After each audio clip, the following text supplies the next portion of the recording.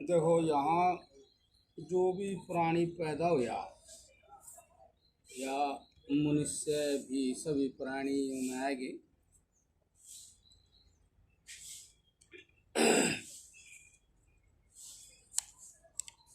तो जो भी पैदा हुआ, ओम नमो नारायण नारायण जय हो, नारायण जय हो, नारायण जय जय हो, हो जय हो, जय हो,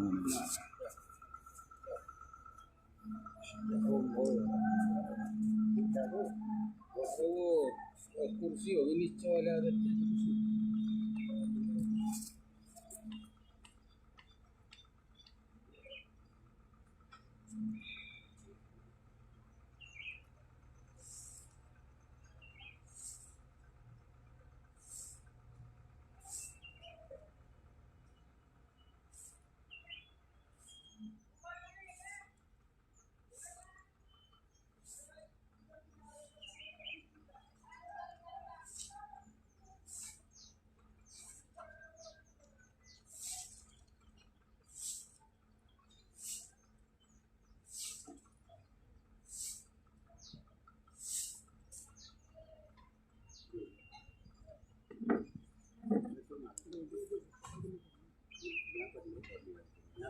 कर लेंगे बैठ।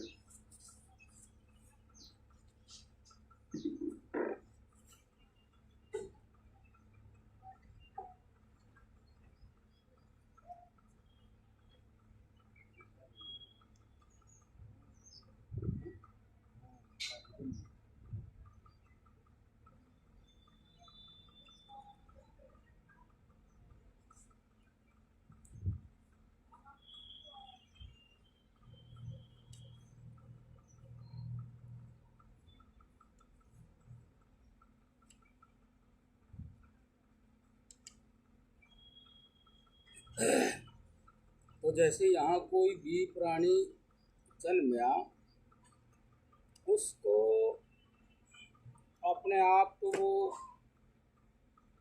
जैसा प्रकृति ने पैदा किया हो गया, लेकिन उसको शुरू से ही, चाहे उसको कुछ भी ज्ञान नहीं समाज के बारे में, संसार के बारे में, वो जन्म से ही उसने कुछ न कुछ प्रतिकूलताएं भी अनुभव में आवे, और उन प्रतिकूलताओं को जैसे तैसे वो हटाना चाहे, उससे जैसे हटाई जाए, शुरू से ही बचपन से ही वो उसको हटाने की कोशिश करे। वो अलग बात है कि कैसे हटेगी उसको ये ज्ञान ना हो, लेकिन जितनी उसकी समझ है वो उनको हटाने की कोशिश करे। इस तरह से प्रभाव में आकर के, चाहे अंदर से चाहे बाहर से, अंदर से भी प्रभाव में आता है, कुछ उसके मन में कुछ सामग्री ऐसी है जो उसको प्रेरित करे है, कुछ बाहर के प्रभाव ऐसे हैं उनसे प्रभावित होकर के उसके अंदर से कुछ क्रिया करने की ऐसी कुछ इच्छा बने, फिर उससे क्रिया के परिणाम वो पता नहीं उसके अनुकूल भी हों कि प्रतिकूल भी हों। अनुकूल हो जाए तो फिर उसमें उसका एक अपना ढंग का आत्मदर्शन अहम उसके अंदर जन्म ले लेता है। वो जन्म ले लेता, उससे पहले भी उसके अंदर जो ज्ञान है, कोई समझ है, उसका तो उसको भली प्रकार ज्ञान नहीं है, लेकिन एक है उसका कुछ मतलब समझ में आवे है कि मैं ये हो गया, मैं ये कर रहा था, मैं वो कर रहा था, इस प्रकार से बाहर से भी उसको एक मैं की प्राप्ति। तो इस तरह वो अपने ढंग से चले, लेकिन फिर कुछ ऐसी बाहर कुछ ऐसे करैक्टर, ऐसे कुछ समझ है जिसको आप किसी शरीर के रूप में तो देख नहीं सकते कि भाई ये है, लेकिन सब शरीरों के अंदर देख सकते हैं कि भाई वो बोलती भी है कि आप ऐसा कर ले, आप ऐसा कर ले, आप ऐसा कर ले, तो कुछ समाधान हो जाए इस बात का। तो अब वो उस चीज़ पर यदि ध्यान दे दे, कुछ समझ में आए, तो वैसे जो वो बताएगा कुछ उसके अंदर भी थोड़ा सा तो रहता है। अब वो कुछ कुछ उसी तरह से करता होया समझ में आवे। अब हाँ ये समस्या थी, कुछ कुछ मेरी समझ में आई, लेकिन वो जो बाहर एक ऐसी समझ सब जगह कहीं थोड़ी कहीं ज़्यादा, वो समझ उसको प्रेरित करा है कि आप इस तरह से कुछ कर सकते हैं जिस चीज़ का समाधान हो जाए। तो अब सबसे अच्छी बात तो ये है कि वो मनुष्य जो जन्मा है इस समझ से प्रेरित हो करके और उस समझ के अंदर जो विद्या है, जो ज्ञान है, वो उसके अंदर भी जागृत हो जाए। तो वो तो सबसे अच्छी बात है कि वो सीख जाए। जैसे मोटी भाषा में कह देते हैं, माता पिता भी कह देते हैं, भाई तू ध्यान से काम नहीं करता, तू लगन से काम नहीं करता, तेरा इस कार्य में मन नहीं है ना।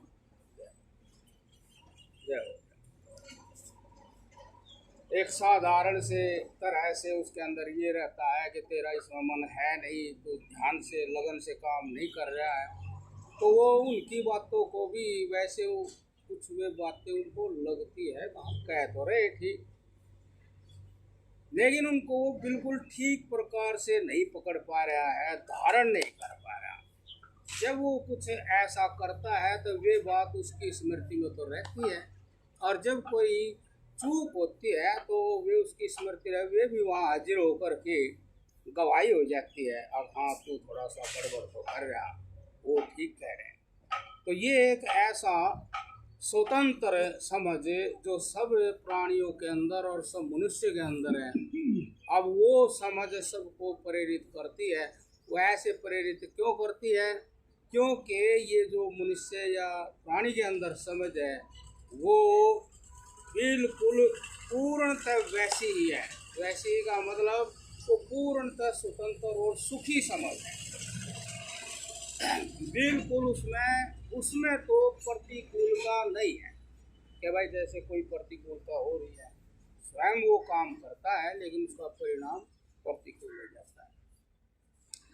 लेकिन वो पूर्णतः उस समझ के चरित्र के अनुरूप जो वो प्रेरित करती है सबको, चाहे अंदर से चाहे बाहर से। ऐसे ही ये जो दिखाई दे रहा है ये भी बाहर से और अंदर से प्रेरित करती है। ऐसे बाहर वाले की वासनाएं संस्कार उसके अंदर रहते हैं, वे भी उसको प्रेरित करते हैं, लेकिन वह जो स्वच्छ निर्मल समझ है वो भी उसको प्रेरित करती है, और बाहर भी वही समझ है वो भी उसको प्रेरित करती है। इस तरह दोनों का आपस में उस मनुष्य के अंदर संघर्ष चलता रहता। अब यदि वो जो शुद्ध समझ है उसके अनुरूप किए हुए कर्म का लाभ उसको मिले तो ये पक्ष बढ़ता चला जाता, बाहर से भी और अंदर से, तो फिर उसके कर्म उसके अनुरूप होते चले जाते हैं। आगे चलकर ये कर्म जो है उसको इस लोक में और परलोक में एक स्वतंत्र दृष्टि और सृष्टि देते हैं कि वो समझ में आता है कि भाई जो इस समझ से और जो मेरे अंदर समझ जागी वो समझ जो है इस लोक में और परलोक में स्वतंत्र है, उसके अंदर किसी प्रकार का कोई विघ्न होता नहीं और ना कोई ऐसा है जो उसके अंदर विघ्न कर। इस तरह ये जो इसके अंदर हुआ इसको चाहे आत्मज्ञान तत्व ज्ञान कुछ, तो ऐसे जब ये चीज़ बढ़ती चली जाती है तो समझ लो कि उसकी समस्याएं कम होती चली जाती है, उसको एक प्रकार से ये बहुत समाधान का मार्ग, उसका एक समाधान का जीवन उसका शुरू हो गया। तो महाराज जी को आपका मैं थोड़ा सुना दूँ। महाराज जी ने समाधि के विषय में लिखा, मतलब वही समस्या और समाधान उसके बारे में लिखा। मन को भली प्रकार चारों दिशाओं से निवृत्त करके मोड़कर एक ही किसी विषय में या अर्थ में स्थित करना व धारण करना। ये 2-3 लाइन के अंदर एक बहुत अच्छी बात है। ये आप समझो, महाराज जी ने किसी चीज को छोड़ना और पकड़ना नहीं था, और किसी भी वस्तु, प्राणी, पदार्थ का नाम ले लिया तो केवल ही नहीं कहा, मन को भली प्रकार चारों दिशाओं से निवृत्त करके देखो, मोड़ कर एक ही किसी विषय में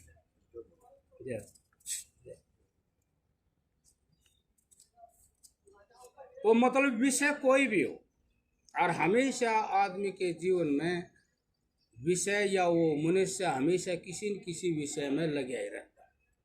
फिर यहाँ विशेष बात क्या कही कि जो आप हैं, जिस रूप में भी हैं, जैसे भी हैं, चाहे मन से कहो, तन से कहो, ज्ञान से कहो, समझ से कहो, आप वहाँ पूर्णतः 100% हाजिर रहे। ये महाराज जी ने 2-3 लाइन की कहा, पूरी तरह आप बस इतना ही करें। बिल्कुल सही बात है कि आप जो कोई भी काम कर रहे हैं, चाहे कैसा ही भी कर रहे हैं, कैसा ही तो होता नहीं है, जो हो सकता है वही काम यहाँ मनुष्य करता है, जो हो नहीं सकता वो आदमी करता ही नहीं, कर ही नहीं सकता। ये फिर उन आदमियों की अपनी दृष्टि है कि ये सही है, ये गलत है, तो वो भी दृष्टि इसलिए बन जाती है कि मान ले वो फिर पक्ष बन जाता है कि भाई काम, क्रोध, लोभ से या आसक्ति से किया हुआ कर्म कोई भी, उसका परिणाम उस आदमी के लिए गलत हो जाता है। तो लेकिन ये यूँ कह रहे हैं कि आप जिस भी विषय में हैं तो पूरे 100% रहे, पूरे 100% रहेंगे तो वहाँ आपको कोई ऐसा जवाब मिलेगा जिससे आप विशेष आकर्षित होंगे। वो जो आकर्षित करने वाला ज्ञान है, तत्व है, सार है, आपने किसी से पूछने की जरूरत नहीं, वो आपको स्वयं ही समझा देगा कि मैं ही काम की वस्तु हूँ आपकी, और आपकी नहीं, पूरे जितना भी प्राणी मात्र है या मनुष्य समाज है उसके लिए काम की चीज़ है। और वो काम की चीज़ यूँ नहीं है कि यहीं यहीं है, काम की चीज़ तो वो होनी चाहिए जो सर्वत्र हो। वो चीज़ फिर स्वयं ही बताती है, अपना परिचय देती है कि मैं सर्वत्र ही आपके लिए काम की चीज़ हूँ, मेरे से अतिरिक्त कोई भी काम की चीज़ दोबारा अन्यथा नहीं मिलेगी। इस तरह उसको इस एकाग्रता के अंदर ये सत्य ज्ञान होता है। देखो तो मतलब जो समाधान की बात थी वे 3-4 लाइन में वैसे आए गई। यदि वो व्यक्ति इतनी सी थोड़ी साधना मतलब साध ले अपने आप को, ऐसा क्यों होता है? क्योंकि वैसे तो कोई भी आदमी काम करता है, कोई भी आदमी काम करता है, तो ऐसा तो काम हो ही नहीं सकता कि वो बिखरे हुए मन से कर दे, और ऐसा भी किसी आदमी का काम नहीं है कि वो पूर्णतः 100% समेट करके मन से काम कर रहा हो। ये भी आप देखो, अपने जीवन में देख सकते हो। आप यहाँ से उठोगे तो आप उठोगे तो पहले आप उठने की भावना करोगे तो उठते समय थोड़ी देर के लिए जुड़ोगे, तो कुछ % में आप थोड़े उठ जाओगे, उसके बाद आप उस क्रिया को छोड़कर आदत से कहीं चले जाएंगे। ऐसे आप कुछ क्षण के लिए उठकर देखोगे कि जिन्ना किधर है और उधर है, तो उसको देख लिया, आप फिर आपका मन कहीं चले जाए, जबकि वो जहाँ जाता उस वक्त उसका कोई काम नहीं है, ना वो कुछ कर सकता। तो अब महाराज जी को कहने का तात्पर्य ये है कि आप आपके सामने जो विषय उससे दूर ही नहीं जाओ। आप यहाँ बैठे हैं तो 100% बैठे, आप उठे तो 100% उठती हुई क्रिया में हाजिर रहें।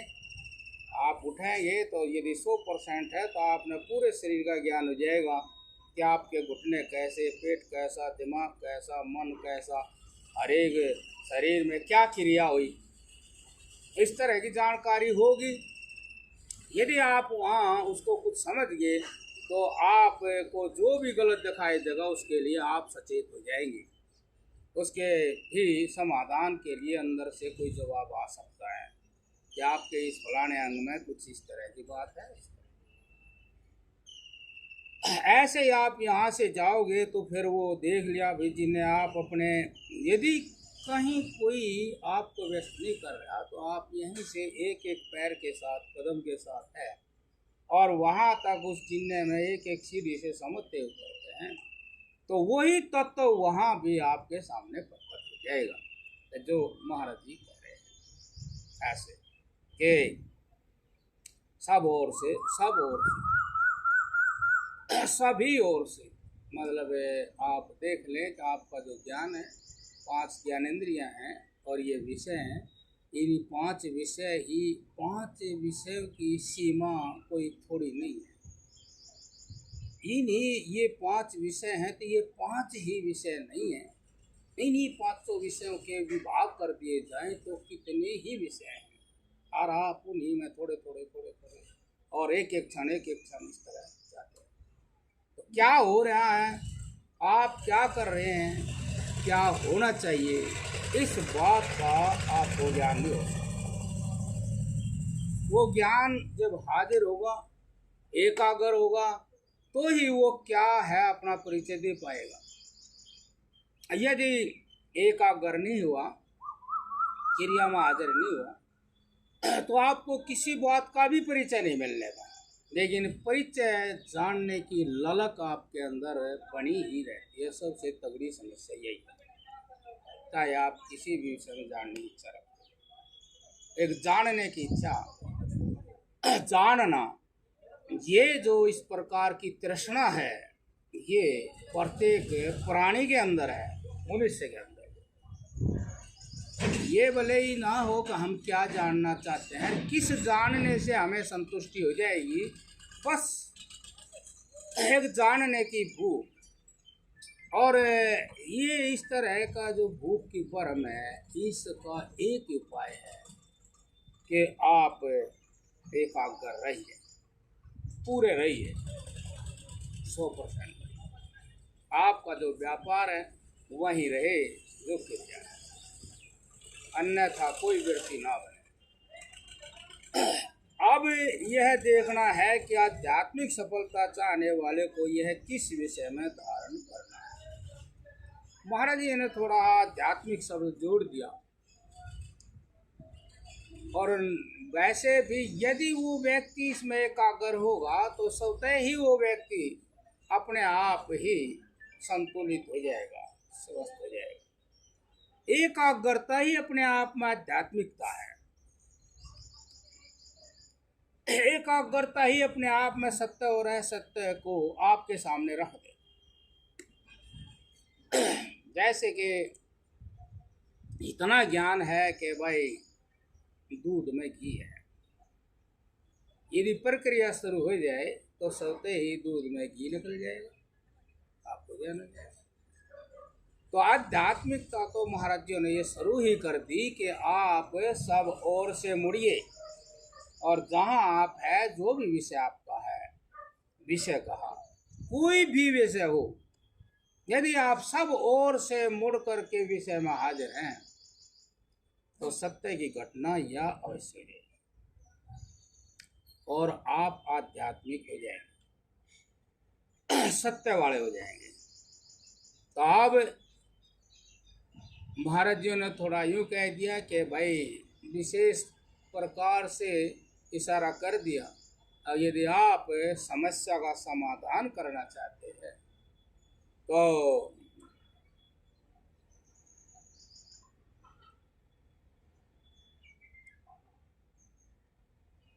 जबकि सांसारिक विषय सुख व संग सुख विचारशील साधक को तुच्छ वे सदा न बना रहने वाला प्रकट होने लगा, और इन सब सुखों का अंत भी रोग शोक का दिशा। मतलब कहने का ये है कि जब आप एकाग्र होते हैं और जब बिखरे भी होते हैं, तो इन दोनों ही अवस्था में आप थोड़े है चिंतनशील तो होते ही हैं, विचारशीलता तो आपके अंदर होती है। ऐसा तो होता ही नहीं है कि आपके अंदर कोई आए, कोई तृष्णा आई, कामना आई, वस्तु प्राप्त हो गई, ऐसा तो होता ही नहीं। आप बाहर भी कहीं ताक झाक करते हैं तो उस वस्तु संबंधित कोई चिंतन, कोई विचार तो चलता ही। और आप यदि हाजिर होते हैं अपने विषय में, अपने कर्म में, तो वहाँ भी स्वतः ही विचार चालू हो जाता है। अब मैं यहाँ हाजिर हूँ तो मन वहाँ क्यों चला गया। अब ये यहाँ विचार चालू हो जाए, थोड़ा सा वो व्यक्ति यही ठहरा रहे, तो उसके अंदर और विचार चालू हो जाएगा, जागृत हो जाएगा। तो मैं मन को लगा तो यहाँ, ये वहाँ क्यों चला गया। अब इसमें और भी थोड़ा जागृत हो जाएगा कि वहाँ जाता है तो ये तो बड़ी पराधीनता है, और जिसके लिए वहाँ जाता है तो वो भी अभी जैसे चाहूँ तो मिलती तो है नहीं। आदत से जो है मन के अंदर जो संस्कार थे वो चले गए, तो वहाँ भी ये विचार, अब मान ले इन विचारों को वो एकाग्रता बनाए रखे तो ये विचार जागते चले जाएंगे, और जिनके लिए मन एक काम को छोड़कर दूसरी वस्तु के लिए गया, उसके बारे में जो सच है वो भी आपके सामने आता चला जाएगा। कहेगा कि मन जहाँ जा रहा वो भी तो ऐसी चीज़ नहीं, अब जब चाहे मिल जाएगी, और वो भी तो ऐसी चीज़ नहीं अब जो मुझे सदा के लिए संतुष्ट कर दे, वो भी तो कोई ऐसी चीज़ नहीं है। इसलिए यदि वो यूँ सोचता है कि जो वो ऐसी चीज़ है ही नहीं, तो क्यों ना मैं अपने मन को यहीं लगाए रखूं। और जैसे जैसे मन की एकाग्रता बढ़ती जाती है, तो जो जो वस्तु जैसी है उसके स्वरूप का ज्ञान उसके मन में प्रकट होता चला जाए। तो ऐसे प्रकट होते होते उसको अंत में जिसका ज्ञान होता है वो उसका अपना आपा ही है कि सारी वस्तुओं से श्रेष्ठता, जो विशेषता है, वो उसके स्वयं के अपने आप में है और वस्तुओं में है।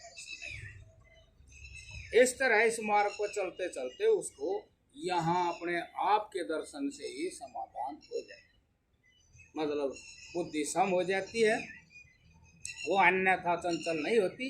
क्यों? अन्यथा किसी भी वस्तु की कोई सत्ता उसको दिखाई नहीं देती।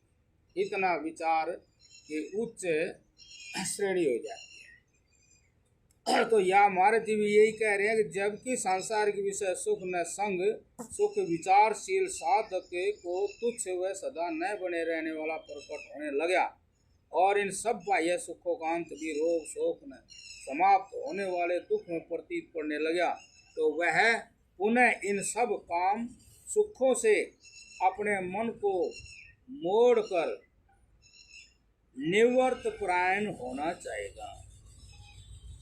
विचार एक ऐसी चीज है जो आम व्यक्ति को जो है, जो वस्तु और व्यवहार और उनके परिणाम है, अति सूक्ष्म जो सत्य है उसके बारे में आम व्यक्ति को पता नहीं लगता, लेकिन जो विचारशील व्यक्ति है उसको उनके बारे में बहुत सूक्ष्म, अति सूक्ष्म, अति सूक्ष्म, अति सूक्ष्म, जो अंत में जो सूक्ष्म है, चलते चलते उसको केवल एक ही सत्य दिखाई देता है, जो उसके काया के अंदर ज्ञान है, समझ है, आत्मा, कि ये ही एक ऐसी वस्तु दिखाई दी जिसमें संसार में जो होता है वो इसमें नहीं होता। संसार की वस्तु प्रत्येक क्षण या नष्ट ही हो जाते हैं, यूँ लगा लो मोटे रूप में, वे ऐसी रहती नहीं। सारी जितने भी कोई भी संबंध ऐसा रहता नहीं है, कोई भी सुख ऐसा रहता नहीं है, कोई भी अहम है ऐसा रहता नहीं है कि मैं बलवान, मैं धनवान, मैं रूपवान, मैं हूँ। उसको इस प्रकार की ये चीज़ें जब विचार करता है तो उनमें एक रसता नहीं समझ में आती, ये एक रस अखंड नहीं रहती।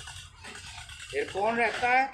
जिस विचार के द्वारा एक चीज विचार करते करते उन सब का साक्षी है, वो बदल नहीं रही, अभी भी नहीं बदल रही, कभी भी नहीं बदलती, जैसी की तैसी है। तो ये तो फिर मेरे से भिन्न नहीं, इसी को कहे आत्मा। ये आत्मा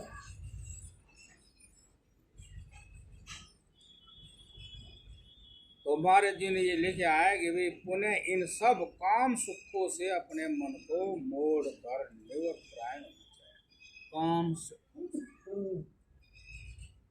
ये जो काम सुख है, इच्छा से प्राप्त जो सुख है।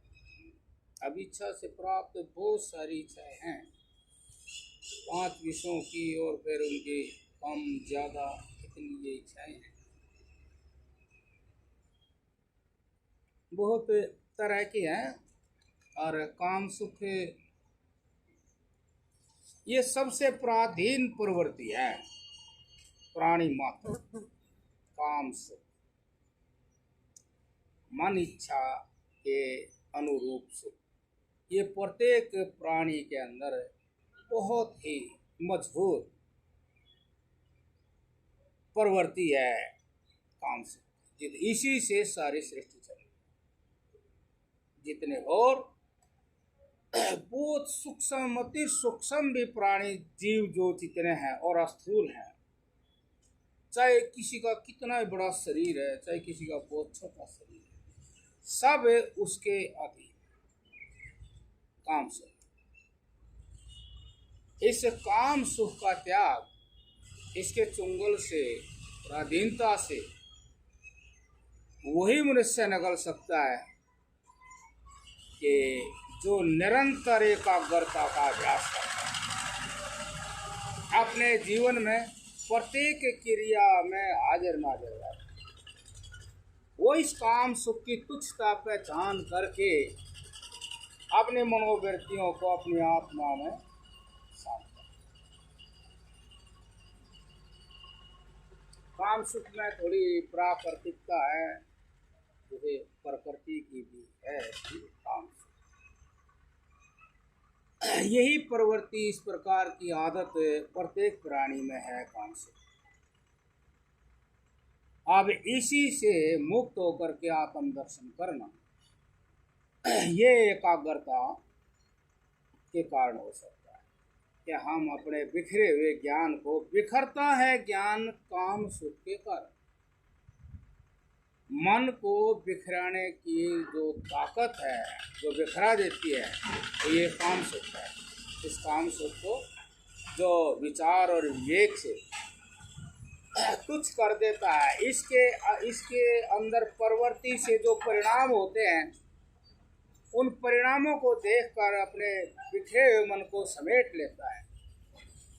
सिमटा हुआ मन आत्म दर्शन, सत्य दर्शन कराता है, तो मनोवृत्तियां उसी में लग जाती है। अन्यथा इससे हरेक मनुष्य या प्राणी मुक्त नहीं हो सकता। ये स्वयं प्राकृतिक है, प्रकृति की भी ऐसी है, लेकिन जो आत्मा, उसका जो गुण है ज्ञान, उसे जाग जाए यदि वो ज्ञान, तो फिर आत्मा इससे श्रेष्ठ दिखाई दे। तो इसलिए ये आसान काम नहीं है, लेकिन कोई कोई वैराग्यवान इस से अपने आप को मुक्त कर लेता, और बस समझ लोग यही सब दुखों का और क्लेश का कारण, यही अपनी प्रॉपर्टी को सुख दिखा करके बढ़ाता है। ये हो जाए, ये हो जाए, सुख सुविधाएं के रूप में जैसे जैसे ये बहुत धीरे धीरे जायज जायज ठहरा करके धीरे धीरे थोड़ा थोड़ा इसको बढ़ा। जैसे कि वो एक उदाहरण सा है, वो पता नहीं ठीक है गलत, पर थोड़ा थोड़ा लगा है, सुनाया है भाई। जैसे मैं पुस्तक ले रहा हूँ, ऐसे महात्मा भी पुस्तक पढ़ रहा था, वो गीता नाम ले, चाहे कोई भी पुस्तक हो, तो वो उसकी क्यों न काट दी। तो अब क्यों न, आप जैसे भगत आते बोले भाई क्यों न काट दी। अच्छा जी, तो इसका कैसे समाधान है? अब वही क्या करे। अब उसने उनने कहा जो तो फिर इसने तो चूहे इलाज तो दिल्ली कर सके, उनकी भी समझ में आएगी। एक इलाज ये भी था कि उसने बंद करके करते और अपने अंदर की पुस्तक खोल ले,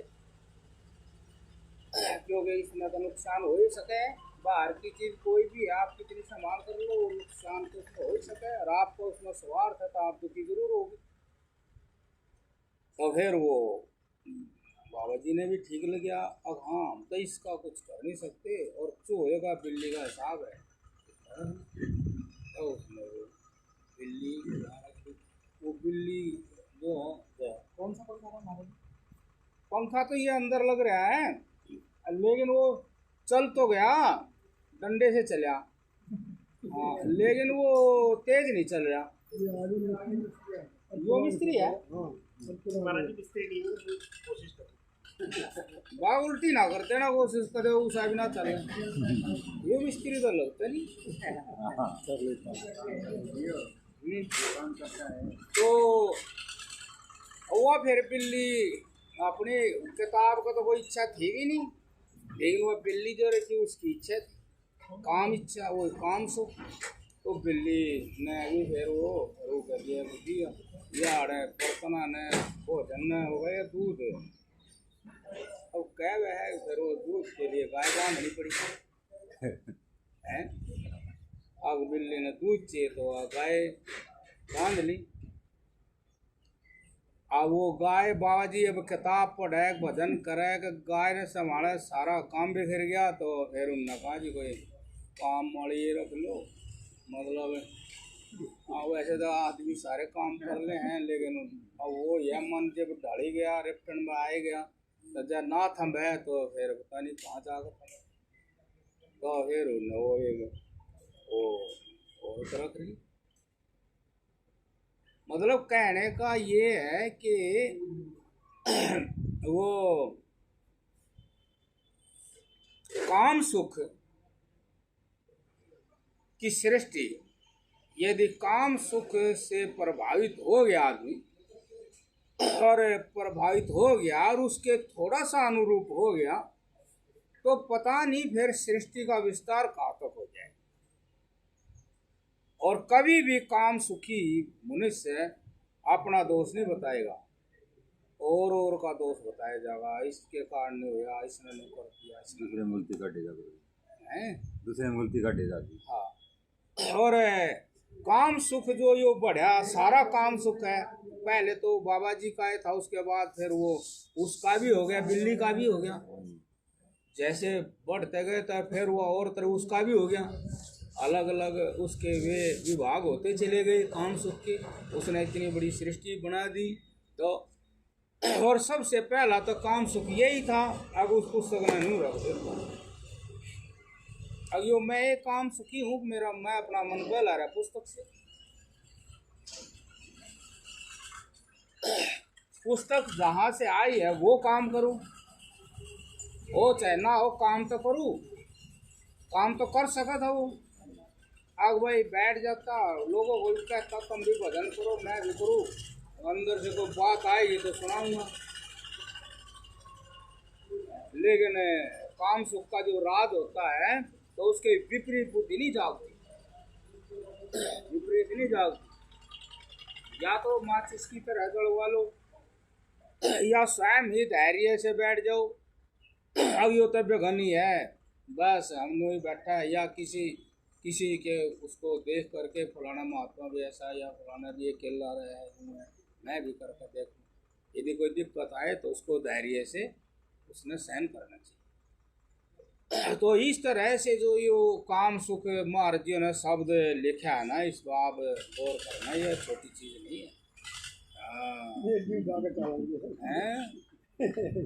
काम सुख हाँ, उनने मतलब इसको स्पष्ट नहीं लेता, वो थोड़ा सा दूसरे ढंग से लेना पड़ता है। नहीं ये थोड़ा वो रखा, वो एक काम उसमें रख दिया। काम सुख। तो ये काम सुख है, तो इस काम सुखों से अपने मन को मोड़कर निवर्तरायण होना चाहिए। भाई अपने व्यापार को बंद करना चाहेगा, जानते पूछते तो कोई दुख में जाता नहीं। अरे यदि दुख है तो उसका तो निपटारा जब भी हो जब आप उस रास्ते से वापस हो जाओ। एक ही उपाय है इसका, कि उस रास्ते से आप वापस हो जाओ। यदि हो गए तो क्या है, उससे वापस होने के बाद वो तो हम जब देख पाएंगे जब उसमें हम धैर्य से स्थिर हो जाएंगे। ये बात तो अवश्य है कि यदि हम दुख को सहन कर लें तो दुख के बाद जो सुख आएगा, उस सुख के बाद फिर दुख नहीं आएगा। ये तो पक्की बात। सुख लेंगे तो दुख आएगा, और दुख को नहीं स्वीकार किया, धैर्य से डटे नहीं, तो फिर सुख आएगा और फिर दुख आएगा। इस तरह दिन रात की तरह ये काम चलेगा। और यदि हम उस दुख को सहन कर ले, उसमें रुक जाए, डट जाए, क्योंकि वो दुख हमें दोबारा उसी सुख के प्राणी पदार्थ वस्तु की तरफ प्रेरित करेगा कि इस दुख को वहाँ जब हटने लग रहा तो तू क्यों नहीं कर लेता उसको। वो दुख इसको इतना व्याकुल कर देता है। अरे खाज उठ रही है तो इस खाज को जब मिट जा, क्यों खाम खा दुख भुगत रहा, इसको मिटा ही ले इस तरह से। लेकिन किसी तरह यूं देखे कि भाई देख तो लूँ यो दुख वास्तव में दुख ही है कि नहीं है, तो वो देख लेगा ना। जय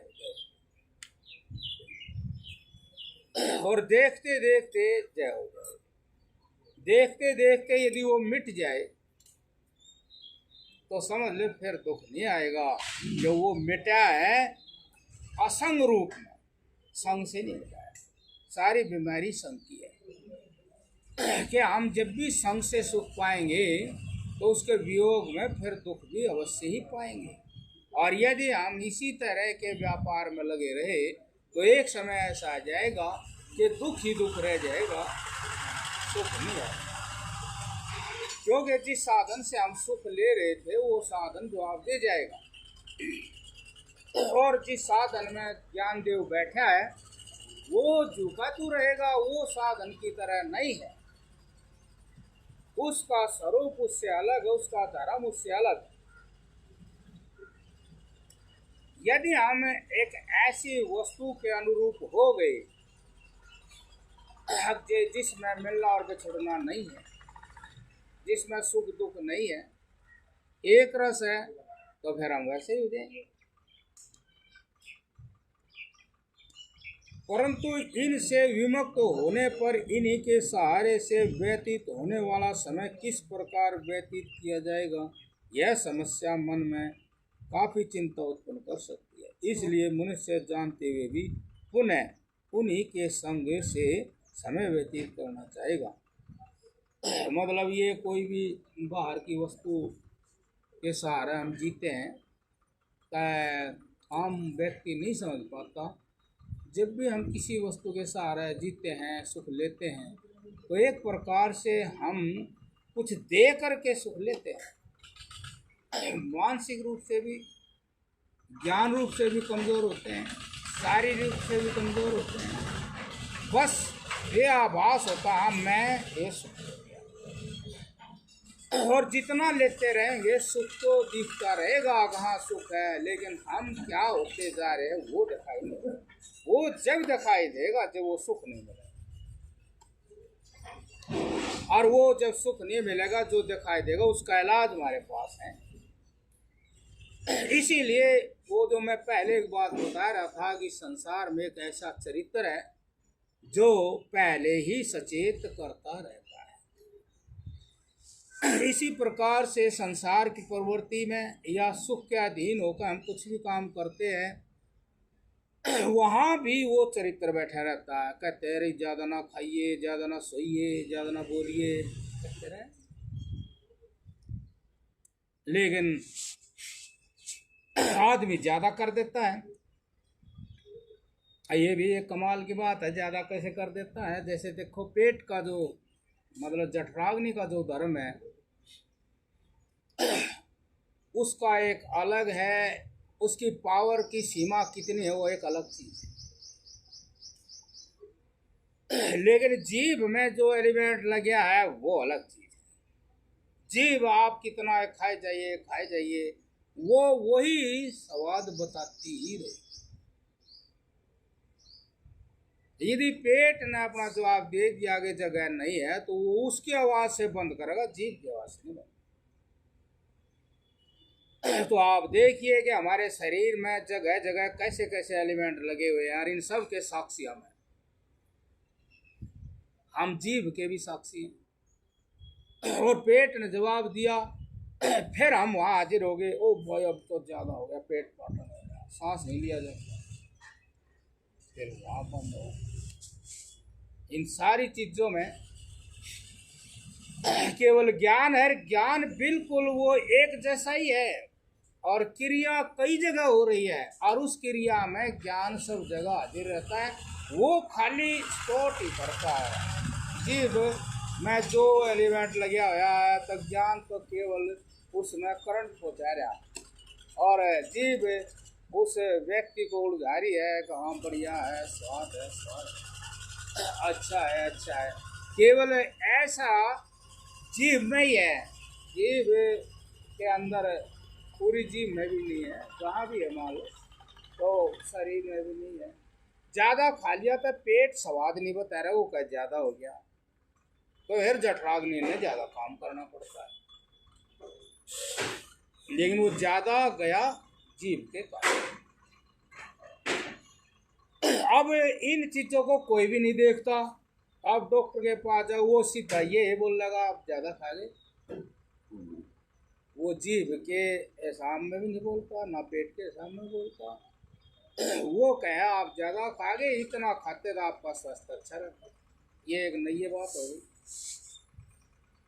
इसी तरह सारी चीज़ जितनी है, इन सारी चीज़ों में वो उन्हीं चीज़ों में ही वो चीज़ रखी है, जैसे कि जीभ में, जैसे कि कान में, जैसे कि नाक में, आँख में, चमड़ी में।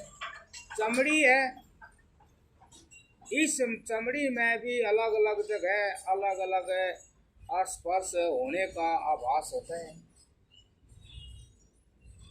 वहाँ और कुछ अलग तरह रहेगा, वो लग रहा है वहाँ। और आदमी अर्थात ज्ञान उसी तरह होता चला जाता है। ज्ञान में कोई परवाह नहीं है, इसलिए परवाह नहीं है कि ज्ञान का कोई भी चीज कुछ भी बिगाड़ नहीं सकती।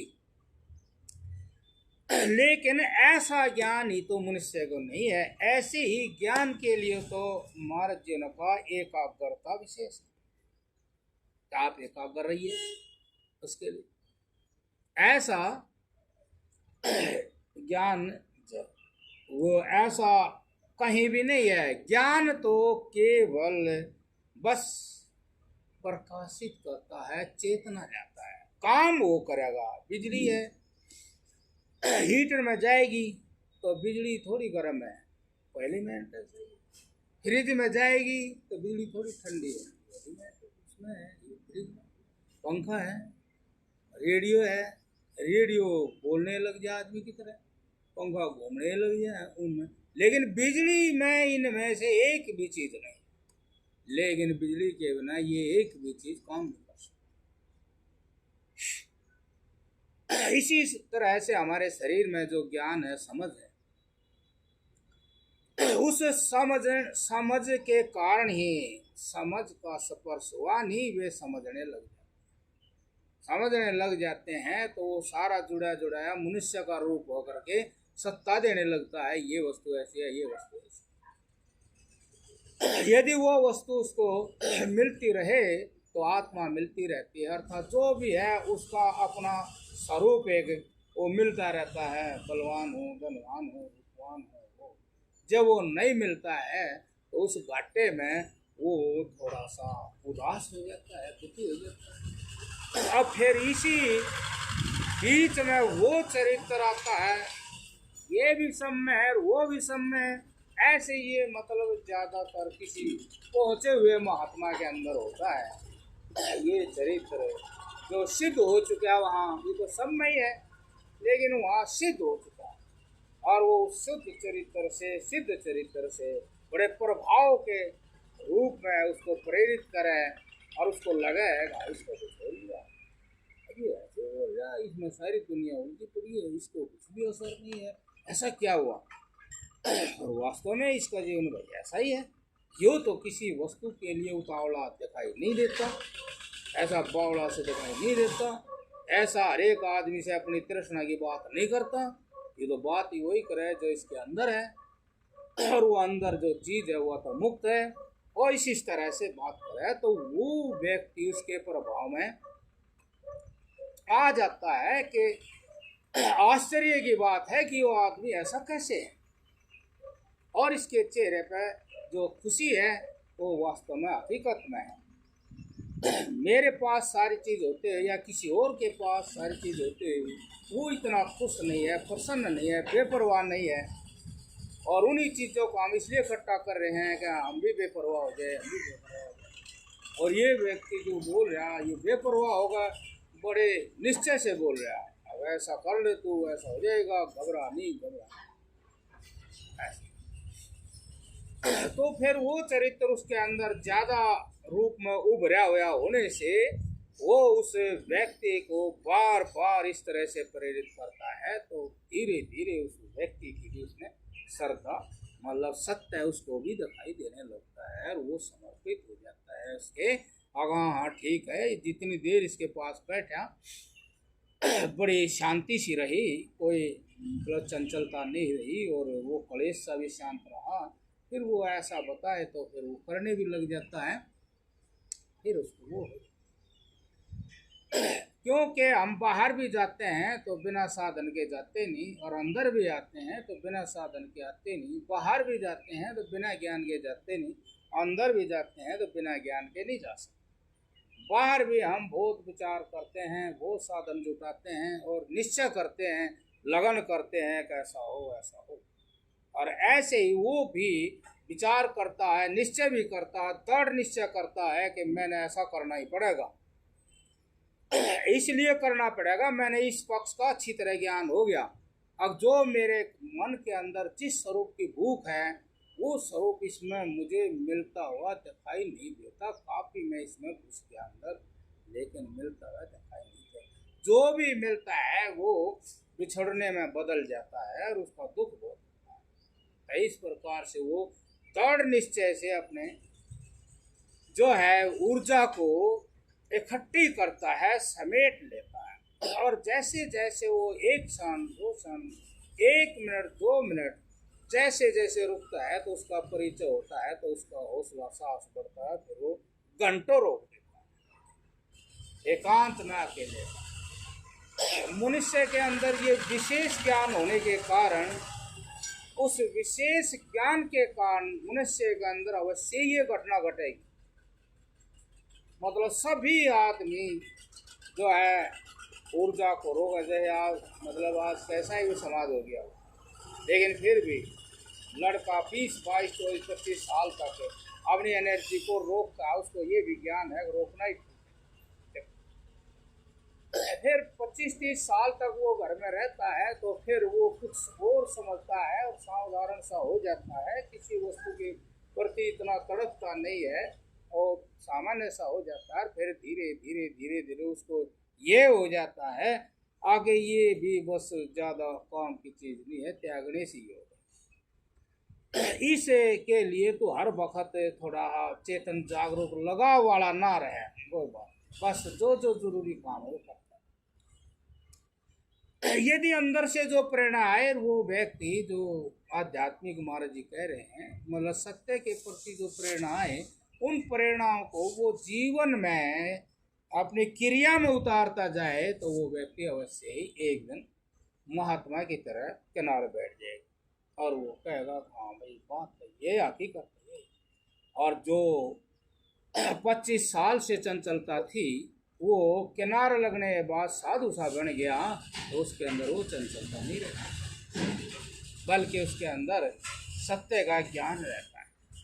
वो सत्य का ज्ञान उसको यदि पूर्णतः प्रखर रूप में जागृत है तो फिर उसके जीवन में समस्या नहीं, समाधान है। उसके अंदर आत्मा के स्पर्श से, आत्मा के प्रकाश से अंतःकरण में ये सामर्थ्य आ जाता है कि कोई भी समस्या उसका समाधान वो कर। इस तरह उसकी धीरे धीरे अपने आत्मा में ही समाधान सब चीजें हो जाते हैं, उसका ज्ञान सम हो जाता है, समाधि लग जाती है। क्या टाइम हो गया? अच्छा, और कोई बात पूछ लो। और महाराज जी गाँव में था जी महाराज जी, बाईस प्रथा है महाराज जी मंदिर में